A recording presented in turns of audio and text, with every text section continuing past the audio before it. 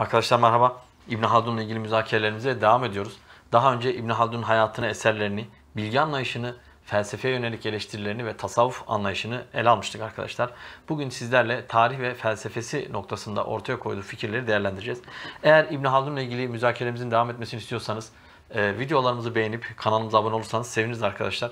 Şimdi İbn Haldun'un tarih tasavvuruna baktığımız zaman aslında insanlığın geçmişinin doğru yorumlanmasının ne kadar önem arz ettiğini gözlemleyebiliyoruz. Çünkü İbn Haldun tarihi sadece öğrenilen ve aktarılan bir bilgi yönü olarak görmez. İnsanların geleceğine yön veren, onların hayatını anlamlı ve tutarlı bir şekilde yaşamalarına zemin hazırlayan bir bilgi kaynağı olarak görür arkadaşlar.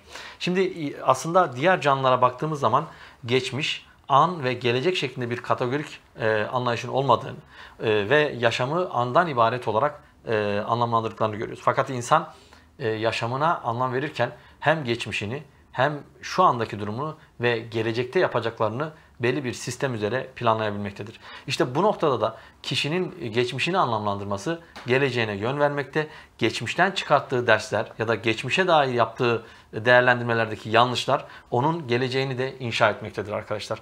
Biz tarihle ilgili genelde hep kronolojik bilgilendirme üzerinden gidildiğini görüyoruz. Bu kronolojik bilgilendirmeler sebebiyle de tarih anlayışımız da aslında çok ilgi görmüyor. Şimdi şöyle söylemek lazım. Bizim edebiyatımız, tarihimiz ve felsefemiz çok zengin bir altyapıya sahipken öğrencilerimiz ya da insanımız tarihten, edebiyattan ve felsefeden uzak bir anlayışa savruluyorlar. Bunun arka planını ben İbn Haldun'un tarih felsefesiyle ilgili söyledikleri noktasında değerlendireceğim. Çünkü insana sadece tarihi ezber, edebiyatı ezber, felsefeyi ezber şeklinde verirseniz insanlar tabii ki bundan haz etmeyeceklerdir. Bunun yerine tarihi, edebiyatı ve felsefeyi bir yaşam biçimi, bir anlayış, bir hayata katkı yapan değer olarak aktarırsak o zaman bunları anlamlı ve tutarlı bir şekilde benimseyip devam ettirebileceklerdir. Şimdi tarih dediğimiz zaman İbn Haldun'un öncelikle ilmi tasavvuruna bakmamız gerekiyor. İbn Haldun biliyorsunuz ilimleri daha önceki videomuza bakabilirsiniz. Bilgi anlayışında bunu zikretmiştik. Vehbi ve akli olarak ikiye ayırıyordu. Akli ilimleri pozitif bilimler, dini ilimleri ise vehbi ilimler şeklinde ayırıyordu ve bunların arasına ciddi bir ayrım koyuyordu. Peki tarih ve umran ilmi İbn Haldun'da nereye karşılık geliyor? Tarih ve umran ilmini pozitif bilimler kapsamında değerlendiren İbn Haldun, toplumlar incelerken toplumun kendi içerisinde bir davranış tarzının, anlam bütünlüğünün ve bir sistemin olduğunu ve bunu yakalamanın yolunda işte tarih ve metodolojisini bilmekten geçtiğini söylüyor. Ben hep şunu söylüyorum, İbn Haldun'un tarih tasavvuru, sosyal bilimlerde metodoloji oluşturacak derecede teknik ve sistematik bir altyapı sunuyor bizlere.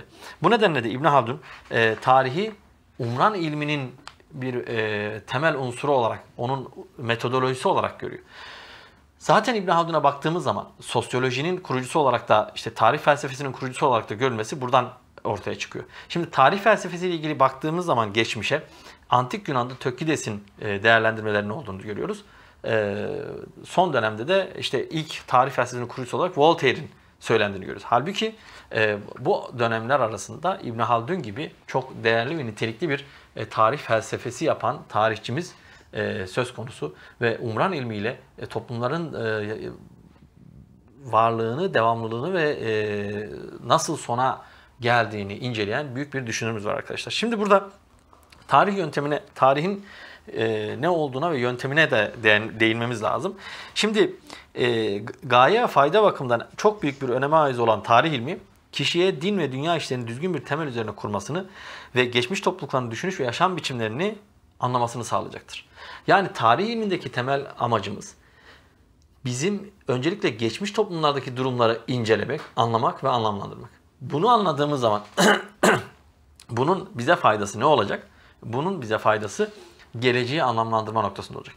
Peki tarihin İbn Haldun açısından asıl önemi nerede?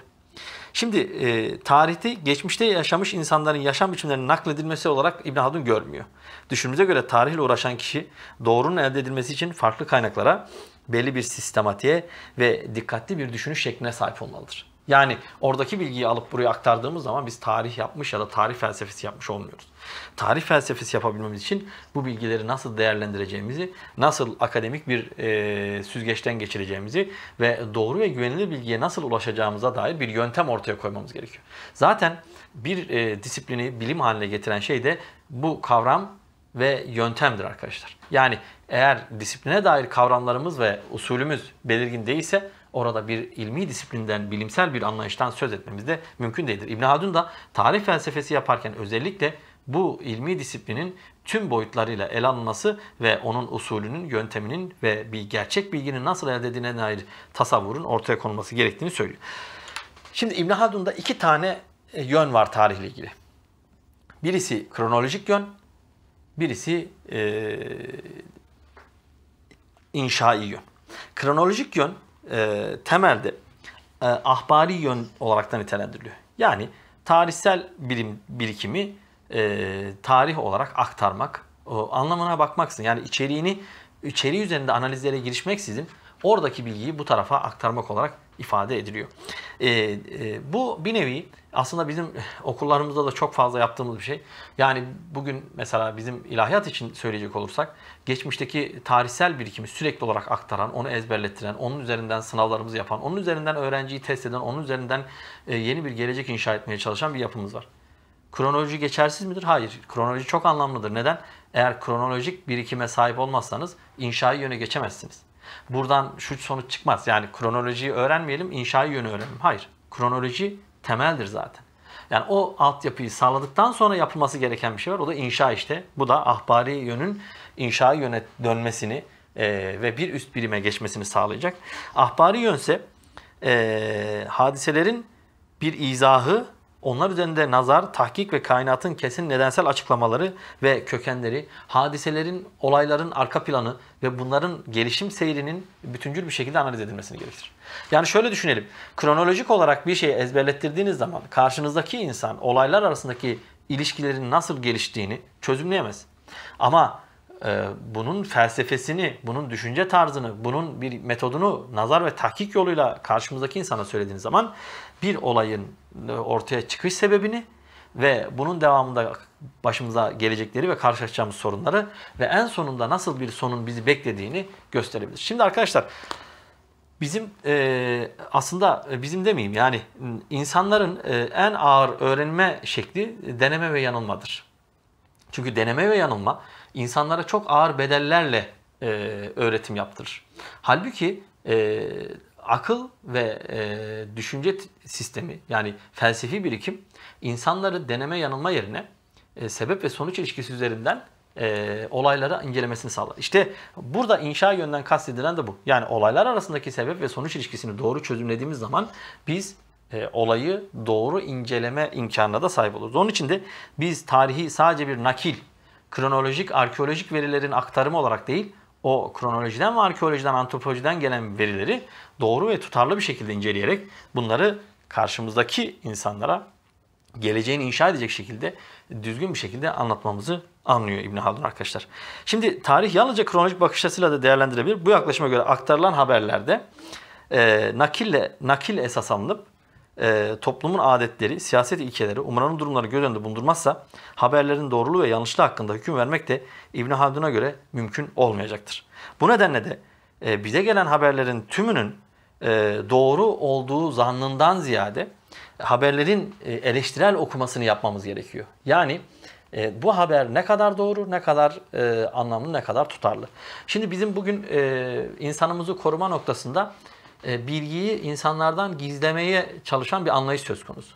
Halbuki geçmiş dönemde bunu belki bir nebze başarabilirdiniz. Ama günümüz insanının gerçekliği elde etme noktasında bilgiyi onlardan gizleyerek onları koruduğunuzu zannetmek tamamen büyük bir yanlışa imza atmaktır. Neden? Çünkü her yerden bilgi yığınlarıyla karşı karşıya olan, hatta dezenformasyonlarla karşı karşıya gelen insanımızı korumanın yolu işte bu tarih felsefesi dediğimiz tarihi ve olayları, olgular, yani ben sadece bunu tarih olarak söylemiyorum.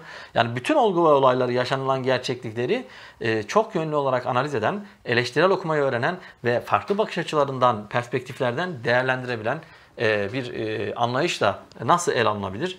Onu göstermemiz gerekiyor. Yani şöyle söyleyeyim. Bir insanı bilgi anlamında korumak ona gerçek bilginin ne olduğunu öğretmekten geçer.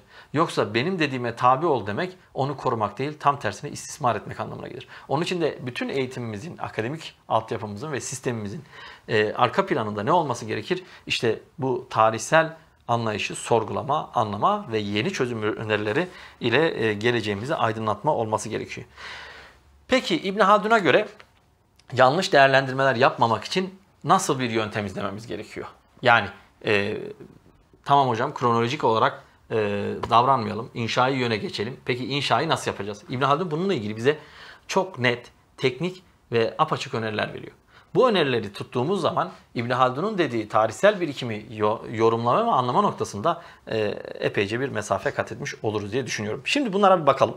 Bunlara göre şimdi yanlış değerlendirme yapmamak için öncelikle toplum hakkında doğru bilgilere sahip olmak gerekir diyor. Zira tarih ilmi alemdeki toplulukların ve bu toplulukların durumlarından yabanilik, medenilik, asabiyet ve aralarındaki güç ve iktidar ilişkileri neticesinde doğan hükümdarlıklar hakkında bilgi verir. Yani eğer siz tarih hakkında bir araştırma yapıyorsanız, bir toplumu tanımak istiyorsanız, o toplumdaki bu medenilik, hadarilik, yabanilik ve toplumsal ilişkiler, kültürel ilişkiler bağlamında o toplumu tanımanız lazım. Yani fil dişi kulelerinde oturarak o toplumu tanımanıza ve anlamanız imkan yok. O toplumu tanımanın yolu o toplumun bir ferdi olarak o toplumu incelemenizdir. Şimdi şöyle bir şey var. Biz kendimizi överek bir gelecek inşa edemeyiz. Kendimizi yere batırarak da gelecek inşa edemeyiz. Ama kendimizi tanıyarak, kendi geleneğimize dışarıdan bakacak derecede nesnel bir değerlendirme tarzı yaparak, yani akademik bir bakış açısıyla olayları değerlendirerek toplumumuza dair çözüm önerilerimizi ortaya koyabiliriz arkadaşlar. Bu nedenle de ilk yapacağımız şey toplum hakkında doğru bilgilere sahip olmak. Yani bu kendi toplumumuz da olabilir, başka toplumlar da olabilir.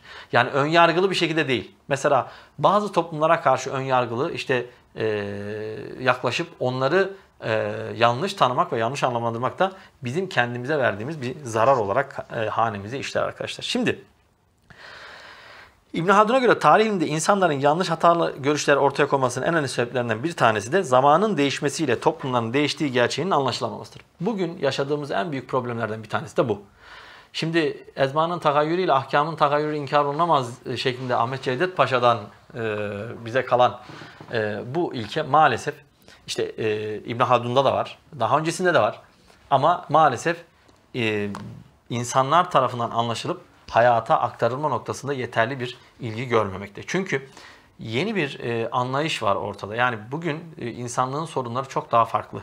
Yani insanın algı dünyası çok daha farklılaşmış ve değişmiş. Peki yeni anlayışta bunları çözümleyecek olan insanlar, aydınlar ne yapması lazım? Bu toplumsal şartların gereklerini ve bunların sonuçlarını öngörebilmesi lazım. Ama çoğu bu toplumsal şartların gereklerini öngörebilmek için şöyle dursun. Tarihsel arka plandaki gerçeklikleri bile doğru okuyacak durumda değiller. Ve bu nedenle televizyonlarda sağda solda konuşup toplumumuzun temel dinamiğiyle oynayacak şekilde toplumu tahrip edenler o toplumu kurtardıklarını bile iddia edebiliyorlar. O da nereden kaynaklanıyor? İşte bu toplumların değişimini algılayamayan, bu değişimi çözümleyemeyen insanların tarihe müdahale etmesi ve bu müdahalelerin de maalesef negatif sonuçlarıyla karşılaşmamızdan mümkün oluyor arkadaşlar. Şimdi bir diğer hususta haberi nakledilene duyulan güven olarak ifade ediliyor. Şimdi araştırma yapan kişinin kendisine gelen haberle ilgili haberin nesnel bir değerlendirme yapmak yerine getiren kişiye bakması yapılan araştırmada doğru bilginin elde edilmesine en büyük engel arkadaşlar. Şimdi bizde bir insanın doğruyu yakalamasının yolu lafı söyleyene değildir. Nedir? O lafın, o sözün kendisine olması gerek. Bunu Gazali'de de görürüz, İbn Sina'da da görürüz, İbn Haldun'da da görürüz. Yani bizim geçmişteki düşünürlerimiz bir lafı doğru kılan, o lafı söyleyen değil, o lafı değerli kılan o kriterimizdir. Ama maalesef bugün insanlar gerçek bilgiyi öğrenmek için sadece ve sadece söyleyene bakıyorlar. Yani o söylenen sözün doğru ya da yanlış olup olmaması, işte yalan söylediği, işte geçmişte bununla ilgili yalan yanlış işler yaptığı hiç dikkate alınmıyor. Şimdi tarih bilinci olması için öncelikle insanımıza ne olması gerekiyor? Bizim öncelikle hafızamızın olması gerekiyor arkadaşlar. Yani insanın en önemli özelliği bu.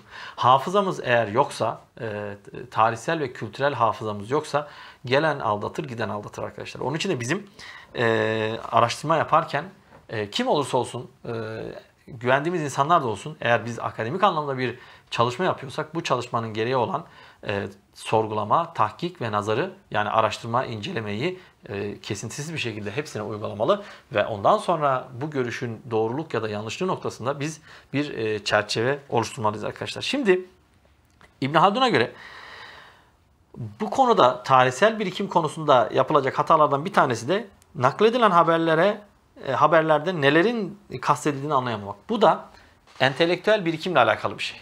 Yani kişi eğer çok yönlü okumalar yapmamış, toplumu içine girip onları anlamlandırmamış, toplumsal tarihsel kültürüne sahip çıkmamış, dünya tarihini, insanlık tarihini, antropolojiyi, felsefeyi, edebiyatı, kelamı belli bir düzeyde okumamış bir insansa olayların oluş şekillerini ve olayların arka planındaki yapıyı anlamakta zorlanacaktır. Onun için entelektüel birikim, mesela bugün üniversitelerle belki karşılanmaya çalışıyor ama entelektüel birikim sağlanmadan, yani entelektüel bir arka plan sağlanmadan üniversite eğitimi almak, çok yönlü okumalar yapmadan sadece ve sadece kendi kliği içerisinde kalan bir anlayışla üniversite okuduğunu zannetmek maalesef bunları artıran bir şey. Onun için bizim toplumumuza yönelik hedefimiz entelektüel birikimi olan, çok yönlü bakabilen ve sorgulayıcı bir anlayışa sahip insanlar yetiştirmektir arkadaşlar. Eğer bunu yaptığımız zaman, yani bunu yapabilirsek o zaman insanlar olayları çok yönlü değerlendirip bu olaylarla ilgili sağlıklı ve sağlam, tutarlı, anlamlı değerlendirmeler yapabileceklerdir. Şimdi bugünün belki de en büyük sorunlarından bir tanesi, tarihi haberlerde yanıltıcı, yanlış bilgilerin aktarılması en önemli sorunlardan biri de makam ve mevki sahiplerine yaklaşmak amacıyla tarihi bilgileri çarpıtmaktır. Arkadaşlar bu insanlık tarihi boyunca olduğu gibi bugün bizim de en büyük sorunlarımızdan bir tanesi.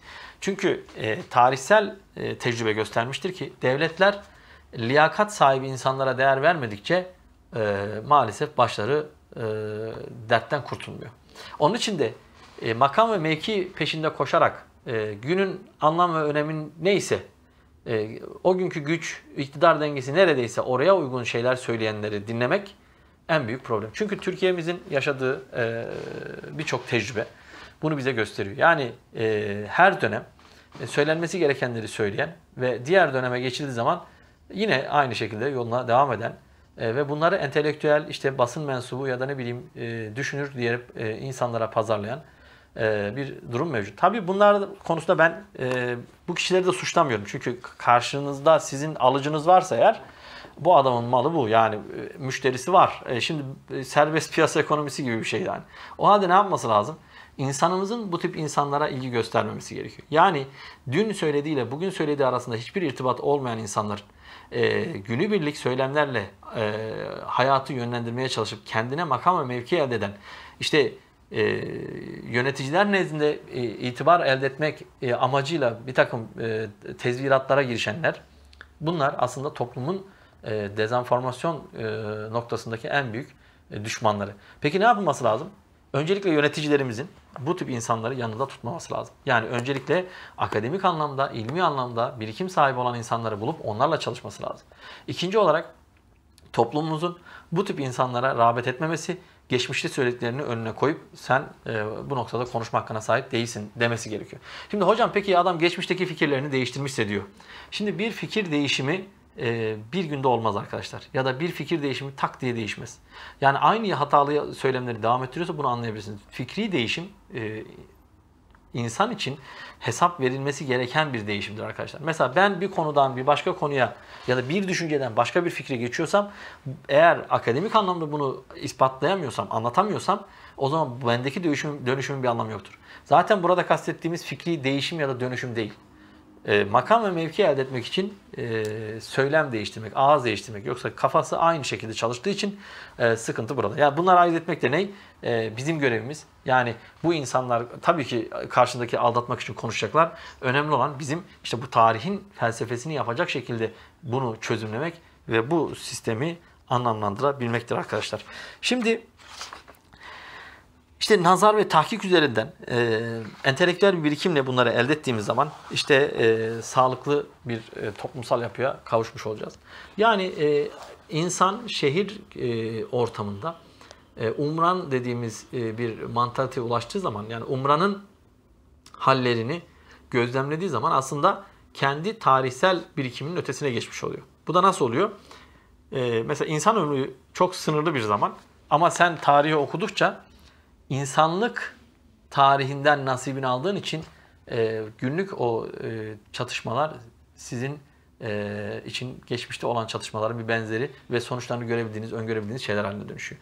Onun için İbn Haldun'un tarih felsefesi ile ilgili ortaya koyduğu tasavvur bizlere hem bugünümüzü aydınlatma hem de geleceğimizi inşa etme, geçmişimizden de ders çıkartma. Yani 3 ana unsur arkadaşlar. Geçmişimizden ders çıkartma, bugünümüzü aydınlatma ve geleceğimizi doğru temeller üzerinde inşa edebilme fırsatı sunuyor. Onun için ben sizlere İbn Haldun'un mukaddimesini okumanızı öneriyorum. Ben de bu tarih felsefesiyle ilgili şeyi İbn Haldun'un da Kültür ve Medeniyet Tasavvuru adlı çalışmamda incelemiştim. Eğer merak ederseniz kitabımız da bu noktada sizlere yardımcı olabilir arkadaşlar. Bu düşüncelerimizi çok okumamız lazım. Çünkü İslam felsefesinde 3 farklı gelenek var. Bir tanesi İbn Rüşd ve Meşayi geleneğin aslında ana arteri olduğu akıl ve bilim ilişkisini akıl üzerinden kurgulayan ve dinin temel naslarının da bu bağlamda geldiğini ifade eden görüş. İkincisi İbn Haldun gibi akıl ve din noktasında bilimleri ikiye ayıran anlayış. Üçüncüsü de Gazali gibi tamamen dini noktayı nazardan bakan anlayış. Bunları biz çözümleyip bugünün insanına bir takım değerlendirmeler yapmamız gerekiyor ki bugün İslam dünyasının içine ya da insanlığın da diyelim artık düştüğü krizden kurtulmasının yollarını bulalım arkadaşlar. Ben İbn Haldun'da Kültür ve Medeniyet Tasavvuru çalışmamın bilgi bölümünü, yani birinci bölüm olan bilim tasavvuru bölümünü bitirdim. Eğer dediğim gibi İbn Haldun'la ilgili çalışmalarımıza devam etmeni istiyorsanız bizlere desteğinizi bekliyoruz. Bundan sonraki aşamada kültür ve medeniyet tasavvuruna devam edeceğiz. Kanalımıza abone olursanız onlarla ilgili de bildirimler sizlere gelecektir arkadaşlar. Eğer soru ve önerileriniz varsa onları alabilirim. Hepinize teşekkür ediyorum. İyi günler diliyorum. Sağ olun, var olun.